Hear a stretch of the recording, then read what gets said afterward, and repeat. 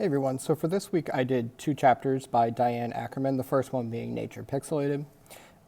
Basically what she's looking at here in this chapter is the fact that nature has shaped our ancestors' brains. It's what made us who we are as a species today. But at the same time, that shaping has given us technology and things that have caused us to lose the ability to see nature through all of our senses. This is done, again, through the intrusion of technology, which was brought on by us, but also the environment around us. So on page 189, she says that the first time in human history that we're seeing right now is we are mainly experience nature through something else, through an intermediary technology. And that, paradoxically, is providing more detail to us, obviously with things like HD and things right there in our hand.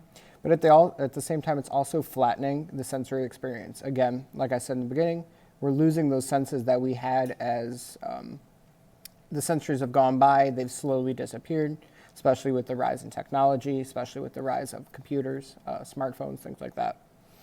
The original connection to nature has been passed by in humanity. Many people don't really know what nature is. In previous readings, we've already seen that nature's been shaped by humans already. So what is that true nature? That's a question that's up for debate. Another thing she brought up that was interesting that relates to technology, especially to younger generations, is the fact that lowered empathy is being seen among especially college-age kids. She said something like 40% of polled students have less empathy than those before them. Essentially, technology is making that human interaction, that human species, what makes us human, it's making it a shell of what it used to be.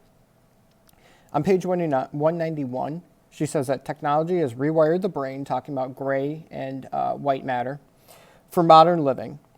This has further pulled us from nature. So our brain has been wired for technology and the way we're working today, and it's not been used for things that involve survival or things just in general in nature. We're starting to see problems such as nearsightedness, so people aren't seeing far away. She calls this urban eyes. Essentially, we're used to the technology right in front of us and what we have to see in front of us, be it our smartphone, like what I'm using right now, a laptop, anything like that.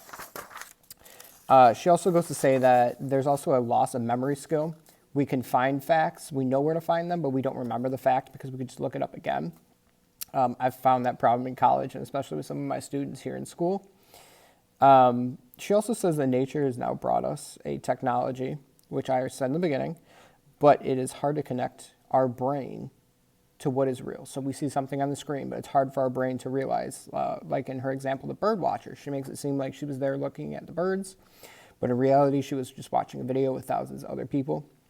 So the real question is, what is reality? Because reality is what we perceive it as.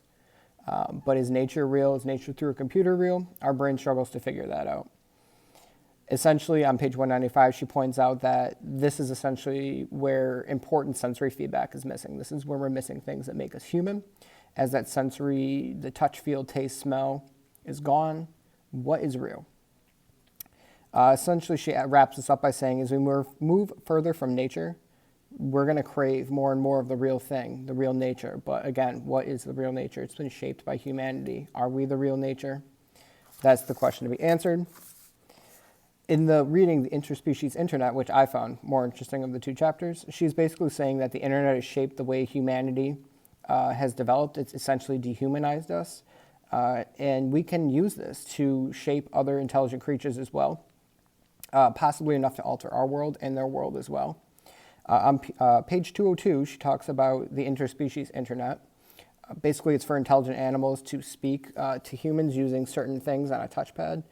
Dolphins, great apes, octopus. It almost reminds me of touchpads that you use for students who might be have disabilities or might be delayed in their speech, which is a useful thing. But is that useful for animals? That's the real question. I like that she brought up Peter Gabriel. In this, there was an interesting quote. It says, "The internet is dehumanizing us. Why are we imposing it on animals?" That was a question posed to him. His response being, the first wave dehumanizes us. The second wave superhumanizes us.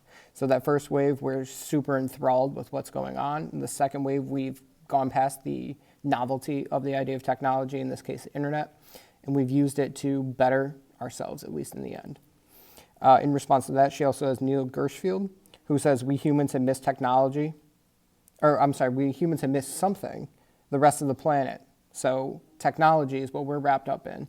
We're thinking of ourselves, but we haven't thought of everything else around us. That's an interesting point to bring up because, again, is it correct to use technology on nature? What is nature? Have we been shaped by technology or nature or both, or have we shaped ourselves? It ends up being kind of a weird cycle that there is a beginning, but the beginning is always questioned. So I've posted my questions below. Hopefully you guys can see them. If not, then I will double post them again. And thank you for watching.